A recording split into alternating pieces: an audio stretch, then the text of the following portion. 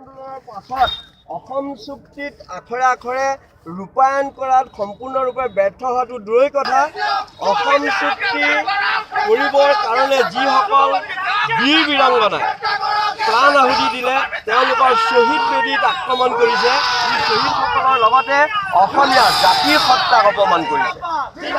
আজি অসমৰ ভূমিপুত্ৰসকলৰ নিৰাপত্তা অসমত নাই। বিভিন্ন বড়ো, মিচিং, দেউৰী, কাৰ্বি, মৰাণ, মটৰ, আহোম, চুতীয়াই আজি নিজৰ নিজৰ অস্তিত্বৰ কাৰণে সংগ্ৰাম কৰিবলগীয়া হৈছে। তেনেস্থলত অসমলৈ অহা বহিৰাগত কিছুমান নামধাৰী সংগঠনে অসমত অসমীয়া মানুহৰ জাতীয় অভিমানত আঘাত আনিছে। আমি তাক গৰিহণা দিছোঁ আৰু যি সুবোধ বিশ্বাস এই দুষ্ট চক্ৰৰ লগত জড়িত মূল নায়কজনক শীঘ্ৰে গ্ৰেপ্তাৰ কৰিবৰ কাৰণে দাবী জনাইছোঁ।